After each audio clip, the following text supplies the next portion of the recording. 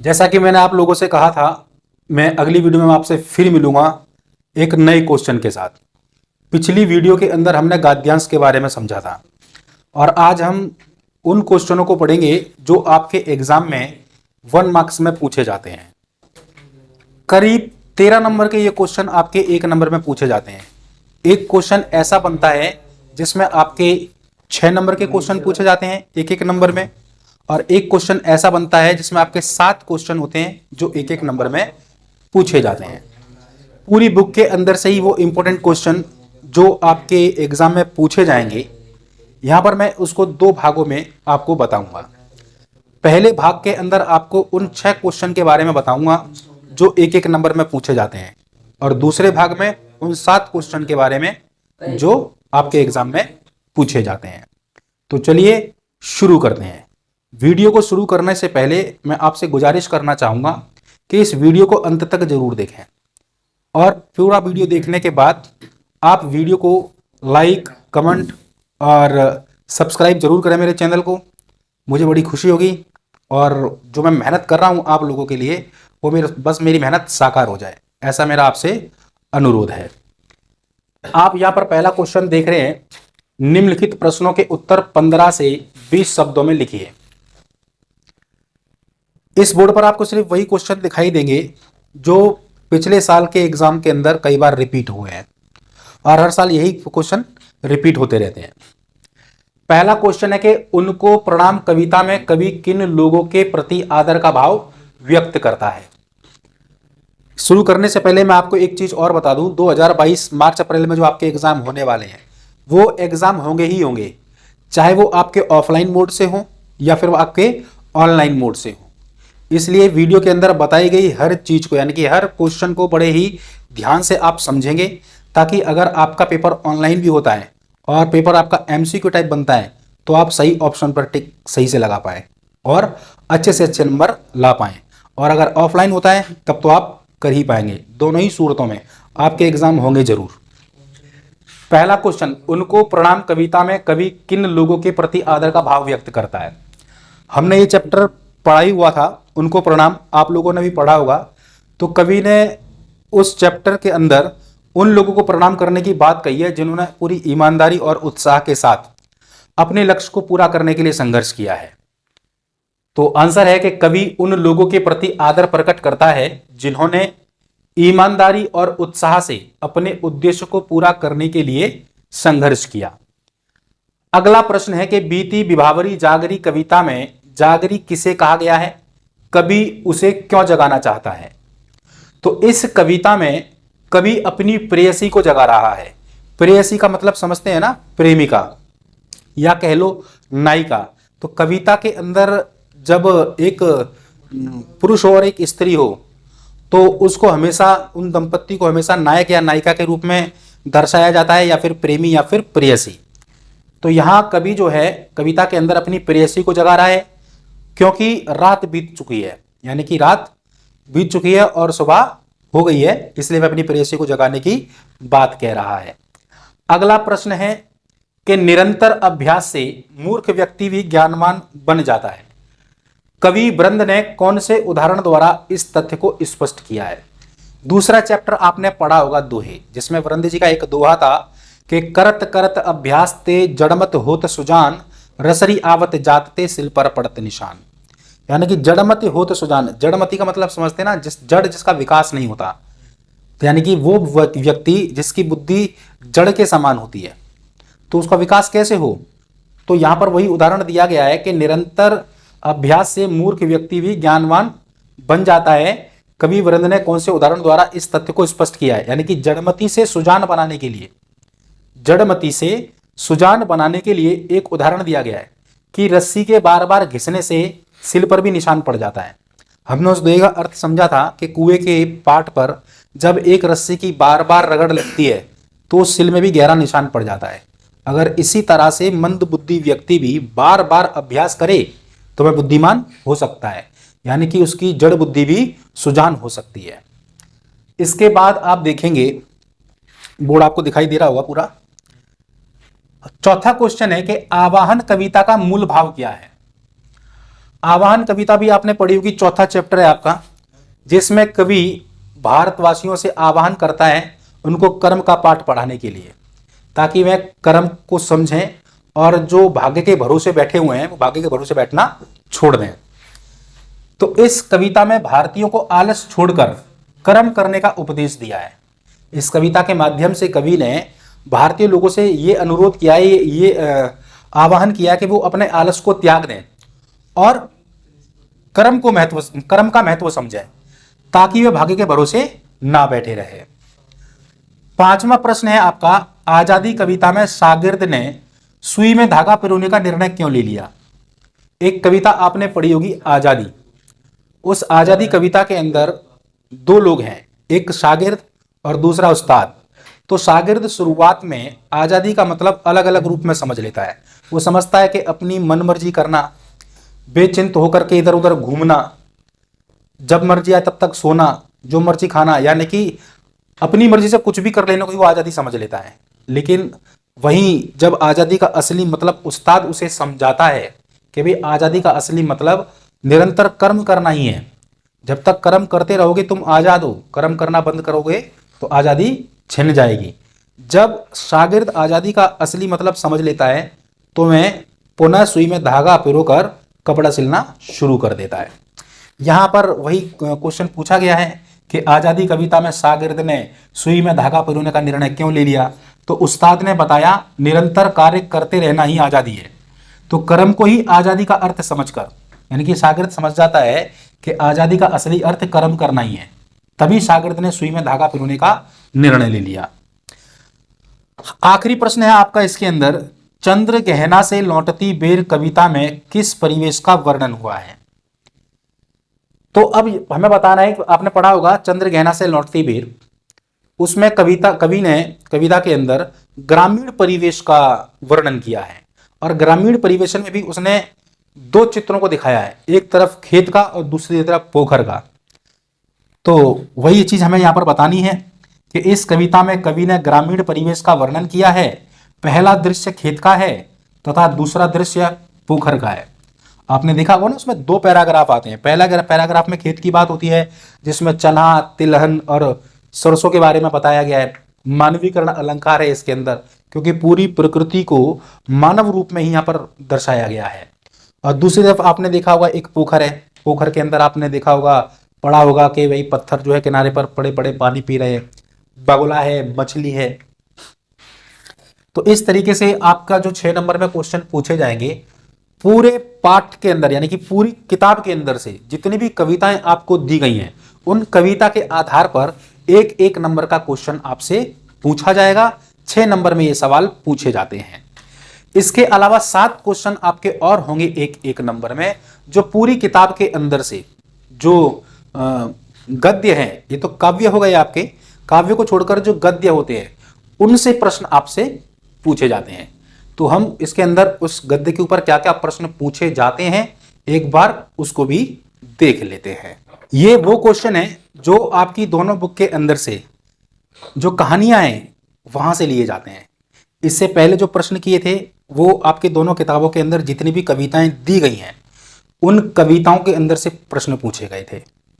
अब ये बोर्ड पर जितने भी मैंने प्रश्न लिखे हुए हैं, ये वो प्रश्न हैं जो आपकी स्टोरी से पूछे जाते हैं। इसमें कविता से एक भी प्रश्न नहीं पूछा गया है, सिर्फ स्टोरी से पूछे गए हैं और ये 7 नंबर में पूछे जाते हैं। 6 नंबर में वो थे और एक एक नंबर के 7 क्वेश्चन दिए, तो 7 और 6 13 नंबर ये ऐसे हैं जो आपके एग्जाम में आते ही आते हैं। अब यहां पहला प्रश्न आप देखेंगे,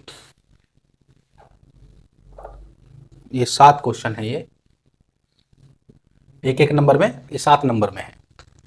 पहला क्वेश्चन है कि अंधेर नगरी नाटक में गोवर्धन दास नामक पात्र किस वर्ग का प्रतिनिधित्व करता है।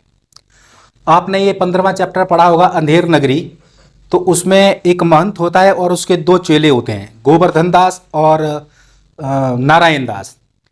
तो दोनों को भेजा जाता है कि जाओ भाई भिक्षा मांग कर लाओ। तो गोवर्धन दास अंधेर नगरी में चला जाता है और वहां से उसे 7.5 पैसे भिक्षा में मिलते हैं, जिससे वो क्या करता है 2.5 सेर मिठाई खरीद कर ले जाता है। उससे महंत पूछते हैं कि भाई इतना पैसा किस दानवीर ने दे दिया। तो कहता है कि नहीं, भिक्षा में मिले थे और इस नगर के अंदर हर चीज टके से बिकती है। तो महंत जी कहते हैं बेटा ऐसे नगर में आप बिल्कुल भी नहीं रहना जहाँ पर मूल्यों की कदर नहीं होती, जहाँ हर चीज टके के भाव मिलती हो। ये नगर रहने की दृष्टि से ठीक नहीं है, चलो यहाँ से चलते हैं। लेकिन गोवर्धन दास कहता है कि नहीं प्रभु, क्षमा कीजिए, मैं तो ये नगर छोड़कर कहीं जाऊंगा नहीं, और आपसे भी यही बात बोलता हूं कि आप भी इस नगर को छोड़कर कहीं मत जाओ। हम तीनों गुरु चेला यहीं पर रहते हैं। बाजे बाजे दिन तो हमें उपासा रहना पड़ता है, किसी और दूसरी जगह भिक्षा मांगने जाते हैं तो, और इतने पैसे मिलते भी नहीं है, और मिली भी जाए तो चीज़ बहुत महंगी मिलती है। लेकिन ये तो इतना अच्छा नगर है जहाँ हर चीज़ टके के भाव मिल रही है। तो महंत क्या कहते हैं कि बेटा देख ले, मैं तो यहाँ नहीं रहूँगा और तू ही मत रहे। लेकिन गोवर्धन मानता नहीं है, उसका लालच बीच में आ जाता है। तो यही यहाँ पर पूछा गया है कि अंधेर नगरी नाटक में गोवर्धन दास नामक पात्र किस वर्ग का प्रतिनिधित्व करता है। तो अंधेर नगरी नाटक में गोवर्धन दास लोभी वर्ग का प्रतिनिधित्व करता है, यानी कि लोभ के कारण वो उस नगर को छोड़ना नहीं चाहता। अब दूसरा प्रश्न है कि अपना पराया पाठ के अनुसार कुछ खाने पीने से पहले हाथों को अच्छी तरह क्यों धोना चाहिए। तो अब ये बात तो बस समझाने की बात नहीं है, आजकल तो ऐड भी आ रहा है टीवी पर, है ना, खाना खाने से पहले सेवलॉन से हाथ धोएं, कोरोना वायरस को भगाएं। बच्चे का भी ऐड आता है ना, बाप जाता है अपने बच्चे को पकड़ने, माँ बीच में टांग अड़ा देती है, पहले सेवलॉन से हाथ धो गया, उसके बाद बच्चे को छूना। तो हाथ धोना तो बहुत अच्छी बात है। तो क्योंकि हमारे हाथों में हानिकारक कीटाणु होते हैं जो हाथों द्वारा कुछ भी खाने से हमारे पेट में चले जाते हैं और हमारे लिए हानिकारक होते हैं। यही वजह है कि हमें बार बार हाथ धोने चाहिए, खाने से पहले हाथ धोने चाहिए। तीसरा प्रश्न है कि नाखून बढ़ते हैं तो बढ़े, मनुष्य उन्हें बढ़ने नहीं देगा, नाखून क्यों बढ़ते हैं, पाठ के आधार पर स्पष्ट कीजिए। आज का जो मनुष्य है जब उसके नाखून बढ़ते हैं तो वह उन्हें निरंतर काटता रहता है, यानी कि रोज रोज काटता है। लगता है कि हाँ बढ़ गए अब काटने चाहिए तो वो काट देता है। क्यों? क्योंकि नाखून जो है वो पशुता की निशानी होते हैं। तो यहां बात बताई गई है कि जब बरसात में खरपतवार बढ़ जाती है तो बरसात खत्म होने पर उन्हें छांट दिया जाता है। बरसात के दिनों में आपने देखा होगा कि रास्तों में खरपतवार उग जाती है, पक्के रास्तों में नहीं, कच्चे रास्तों में। लेकिन जैसे ही बरसात खत्म होती है तो उन खरपतवारों को काट दिया जाता है, क्योंकि अगर ऐसा नहीं किया जाएगा तो वहां चलना मुश्किल हो जाएगा। इसी तरीके से हमारे मन में गलत विचार आते रहते हैं, तो हमें अपने गलत विचारों की खरपतवार को काटना पड़ता है, और उनको काट करके ही हम अपने स्वभाव को निर्मल बना सकते हैं। क्योंकि अगर हमने ऐसा नहीं किया तो हमारे अंदर और पशुओं के अंदर कोई अंतर नहीं रह जाएगा। इसलिए यहाँ पर क्या बताया गया आगे, अगर ऐसा नहीं किया गया तो वहां चलना मुश्किल हो जाएगा। इसी तरह जब हमारे मन में बड़े विचारों की खरपतवार उग जाती है तो हमें उनको काटकर अपने विचार निर्मल बनाने पड़ते हैं। तो आज का जो मनुष्य है, जब कभी उसके मन के अंदर अगर पशुता वाली वृत्ति जन्म ले लेती है तो हमें क्या करना पड़ता है, उस खरपतवार को काटना पड़ता है समय समय पर, ताकि हमारा जो स्वभाव है वो निर्मल बन सके। तो यही नाखून क्यों बढ़ते हैं के पाठ के माध्यम से बताया गया है। अब देखिए आप अगला प्रश्न, बोर्ड पर नजर नहीं आ रहा होगा पीछे, अब देखिए नजर आ रहा होगा। चौथा प्रश्न है कि औपचारिक पत्रों में संक्षिप्तता क्यों आवश्यक है, स्पष्ट कीजिए। पत्र तो आपको मालूम है दो तरीके के होते हैं, एक औपचारिक और दूसरा अनौपचारिक। अनौपचारिक पत्र में आप जो मर्जी लिख दो, है ना, बाबूजी प्रणाम, अम्मा जी को गोड़ लागू, छोटों को प्यार और बड़ों का आशीर्वाद चाहिए, और बताओ अम्मा मौसी ने रोटी खा ली, पापा काम पे जाते कि नहीं जाते हैं, मम्मी की तबीयत कैसी है, घर की जितनी भी फालतू की बातें हैं सब अनौपचारिक पत्र में लिख दी जाती हैं। लेकिन औपचारिक पत्र के अंदर अनुचित बातें नहीं लिखी जाती, फालतू बातें नहीं लिखी जाती, उसमें सिर्फ काम की बातें लिखी जाती हैं और कम से कम शब्दों में अपनी बात खत्म की जाती है। तो वही चीज यहां पर बताई गई है कि औपचारिक पत्रों में संक्षिप्तता एक गुण है। अब यहां बताया है कि संक्षिप्तता एक गुण है औपचारिक पत्र के लिए, इसलिए पत्र में आवश्यक बातें ही लिखनी चाहिए, इससे समय की बचत होती है, लिखने में भी समय की बचत होगी और पढ़ने में भी। अगला प्रश्न आपका है कि जब बहादुर को अपने घर की याद आती थी तो वह क्या करता था। ये तो आपका पहला ही चैप्टर है हिंदी का, पढ़ा होगा आपने, अगर नहीं भी पढ़ा है तो भी कोई दिक्कत नहीं है, समझ लीजिए अच्छे से। तो बहादुर को जब अपने घर की याद आती थी तो मैं चारपाई पर बैठ जाता था और अपनी जेब में से एक नेपाली टोपी निकाल कर लगा लिया करता था उसके पास एक पोटली भी हुआ करती थी जिसमें कुछ रंग बिरंगे पत्थर होते थे, ताश की गड्डी होती थी, ब्लेड होता था, उसको निकाल के वो अपनी चारपाई पर सजा लिया करता था। और उसके बाद टोपी तिरछी करके जो नेपाली गाना गुनगुनाता था, वो ना तो मुझे समझ में आता है ना उनको आता होगा, क्योंकि हम वहाँ से बिलोंग नहीं करते। तो यही क्रम जो था उसका वो रोजाना का रहता था, या कभी कभी का जब उसे अपने घर की याद आती थी। तो वह बिस्तर पर बैठकर जेब से नेपाली टोपी निकालकर पहन लेता और जेब से कुछ गोलियां, पुरानी ताश की गड्डी व ब्लेड के साथ खेलता तथा नेपाली गाना गुनगुनाता। यही काम वो किया करता था जब उसे अपने घर की याद आती थी। अगला प्रश्न आप देखेंगे, लिखा है कि जब पहली बार कल्पना चावला अंतरिक्ष में थी तो भारत की ओर से किसने बधाई दी थी? इसमें दो प्रधानमंत्रियों का जिक्र हुआ है पाठ के अंदर। जब पहली बार वो अंतरिक्ष में गई थी तब हमारे उस समय के तत्कालीन प्रधानमंत्री थे इंद्र कुमार गुजराल जी, जिन्होंने टेलीफोन पर उनसे बात करके उनको इस अभियान के लिए बधाई दी थी, कोलंबिया अभियान के लिए।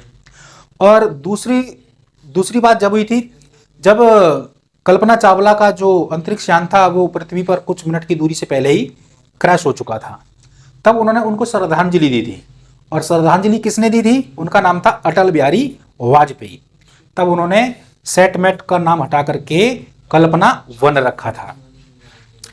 तो अभी यहां पर बात क्या हो रही है भाई, बधाई किसने दी थी? तो जब पहली बार कल्पना चावला अंतरिक्ष में थी तो भारत की ओर से किसने बधाई दी थी? तो उस समय भारत के तत्कालीन प्रधानमंत्री श्री इंद्र कुमार गुजराल ने उन्हें बधाई दी थी। इसके बाद बात आती है 7वें क्वेश्चन की, साक्षात्कार किसे कहते हैं? अखबार की दुनिया पाठ के आधार पर बताइए। तो अब यहां पर बात आती है, अच्छा साक्षात्कार का संबंध भी किससे है? आपका फीचर से है। आपने जो पढ़ा है ना भारत की ये बहादुर बेटियां, ये जो चैप्टर है आपका, ये एक फीचर है। तो फीचर में क्या होता है कि तथ्यों की जानकारी जो होती है ना वो एकदम सटीक होती है। अब यहां पर बात बताई गई कि साक्षात्कार, जिसे अंग्रेजी में इंटरव्यू कहा जाता है, इसका उपयोग समाचारों के साथ साथ लेखों और फीचर के लिए भी किया जाता है। साक्षात्कार से सूचनाओं की प्रामाणिकता की पुष्टि हो जाती है। अब इंटरव्यू लेने से या साक्षात करने से जो भी साक्ष्य हैं उनकी प्रामाणिकता सिद्ध हो जाती है कि कही गई जो बात है वो सही है या गलत है। तो ये थे आपके वो 7 प्रश्न जो एक एक नंबर में पूरे किताब के अंदर से हर चैप्टर से पूछी जाती है, कविताओं को छोड़कर। कविताओं से जो प्रश्न पूछे जाते हैं वो 6 नंबर में पूछे जाते हैं पूरी किताब के अंदर से, जो हमने इससे पहले अभी समझे थे। इस तरह आपके 6 और 7 13 नंबर बनते हैं, बहुत ज़्यादा महत्व रखते हैं ये आपको एग्जाम में पास कराने के लिए। तो इनको आप अच्छी तरीके से तैयार कर लेना। मिलता हूं मैं आगे अगली वीडियो में एक नए क्वेश्चन के साथ। तब तक के लिए बाय बाय।